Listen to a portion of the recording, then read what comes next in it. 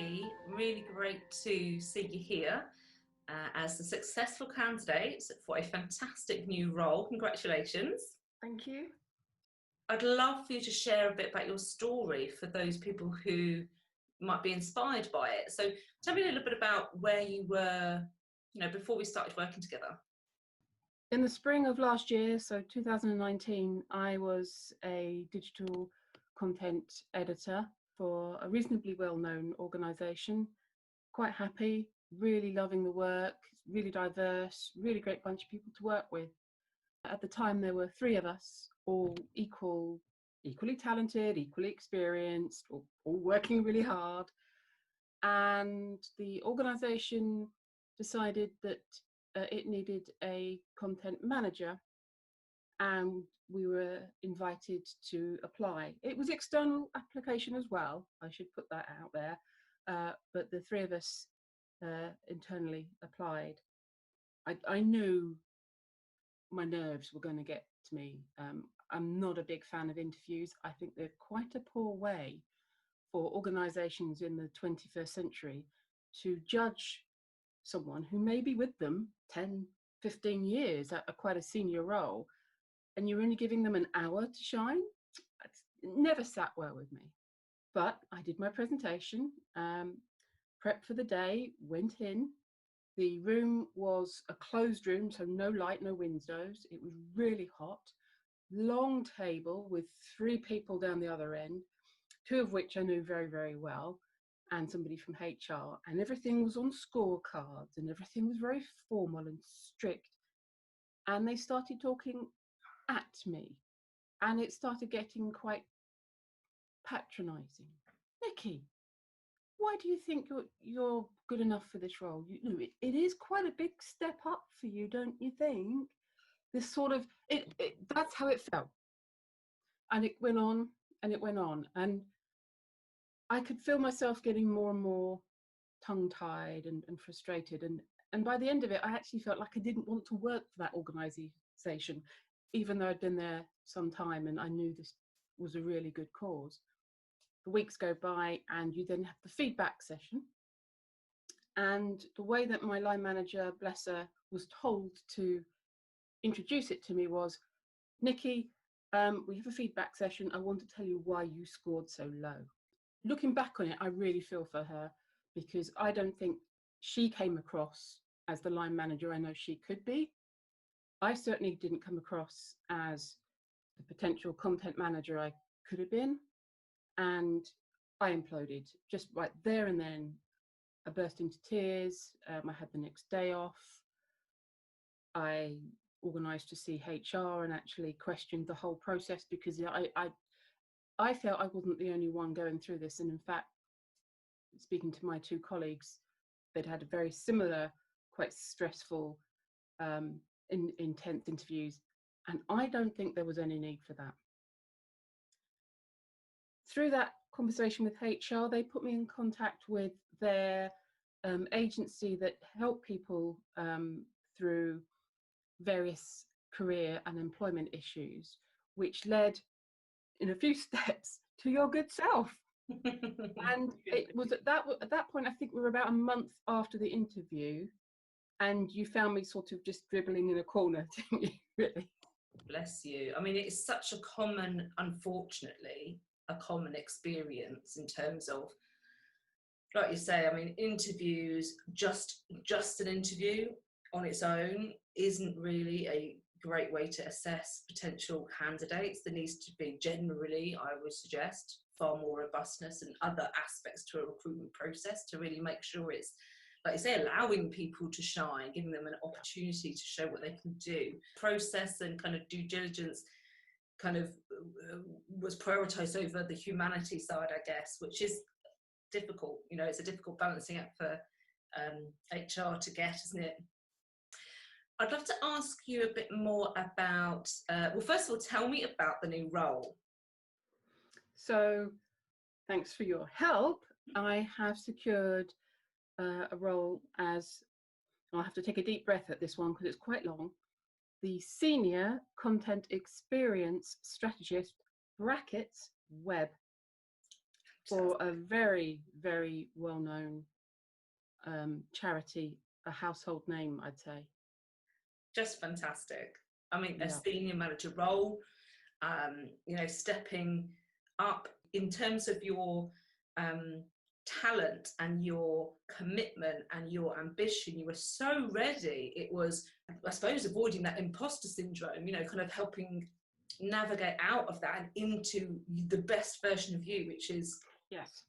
You know, I knew that whole imposter syndrome, and just to be clear, you know, you've done the experience and the knowledge and skills, and you just find it really difficult to say, I've achieved this and I do that, because it can come across quite insincere and almost boastful.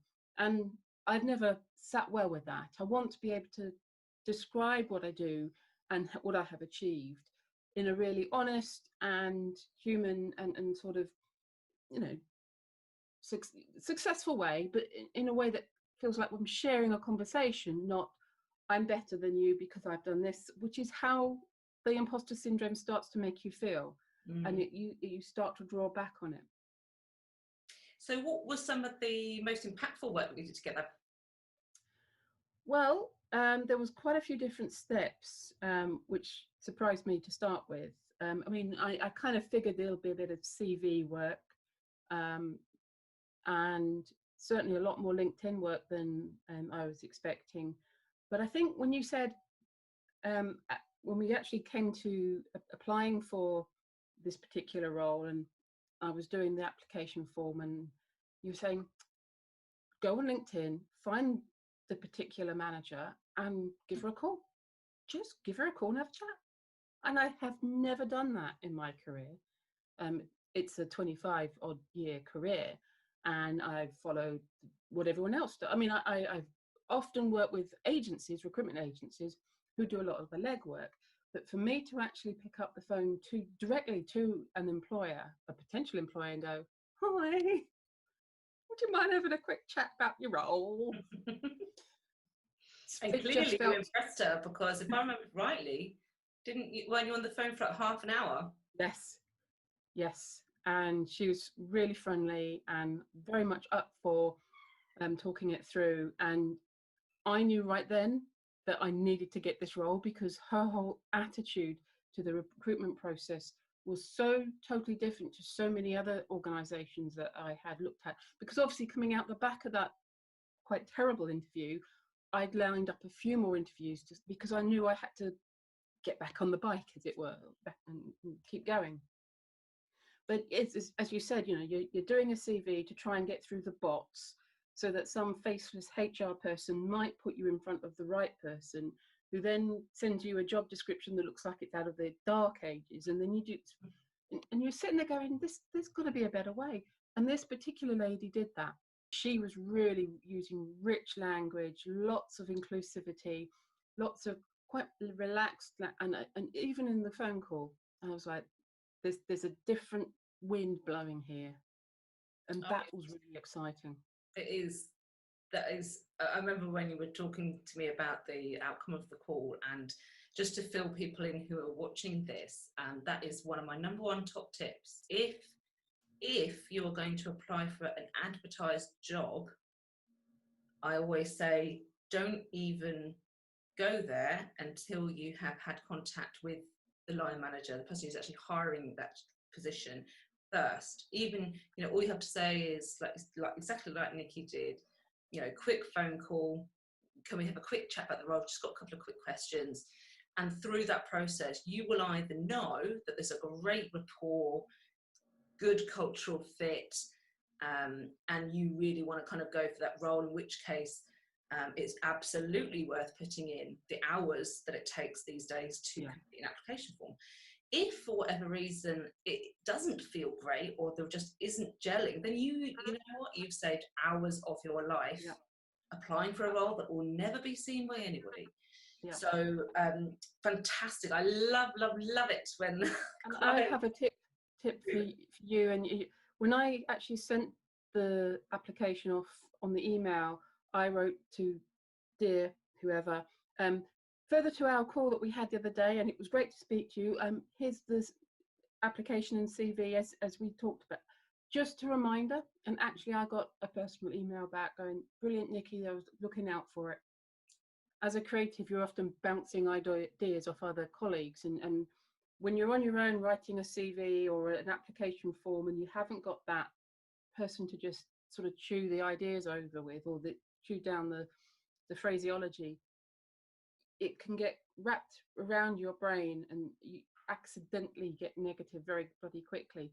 Or if you're not, well, if you're not a marketeer or in a promotions business the way I am, where I know I've got to try and craft my words, if perhaps you're in engineering or in payroll or something, and it's just not there, not your skill, it just putting pen to paper could be the scariest thing. And actually then you being the bounce board and giving the top tips and hints and holding hands and going, no, we've had a chat, I can see something in you, keep going, and being the cheerleader was exactly what I needed at that time.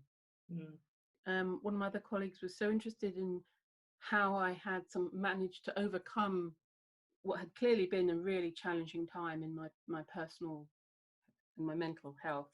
And she was curious as to how did you get over this? And I went, well, I had Ali, my careers coach, my careers counsellor. She's been championing me. And my friend went, I'm at a bit of a crossroads myself, and I'm kind of wondering, quite what to do with my career. Do you think she'd be of any help? Absolutely. Even just a couple of sessions, just chewing it through, like I said, the bounce board with somebody who knows what you're going through and understands what you're up against. Not just a husband or wife or family member or best friend or what have you, because they're in a different business or they have different skills. Or Ali's background, your background, brings to that conversation a clarity and a direction and a vision that I wouldn't have been able to get from anybody else. And I think that's really, really useful. Like I say, in this atmosphere where we're all really trying to step up and do more and be our best selves, we need that person behind our backs and just getting us over the line. I think so many people need that. It's a particularly challenging experience. I think these days, maybe it wasn't 20 years ago, but these days, it's no longer, send a printed CV to an advertised job in the local paper. It is so much more sophisticated, so much more to navigate. And I'm really thrilled that I was able to, play a small part in your journey of stepping up into that, next big role that you're so ready for. You're going to absolutely nail it when you arrive. I just know it. And I really want to thank you for your comments so far. I was just so honoured to be that person for you. Really has been an absolutely extraordinary, fabulous experience working with you and just seeing you unfold and flower and be taken seriously as the senior professional that you are, with the bags of experience that you bring. It's, it was a real shocker to think that an employer wouldn't take that and just run with it or let you run with it. What a waste, So I know there's a lot of people out there who feel like wasted talent, who feel they've got more to give, but they're, for whatever reason, not been given the opportunity to do that.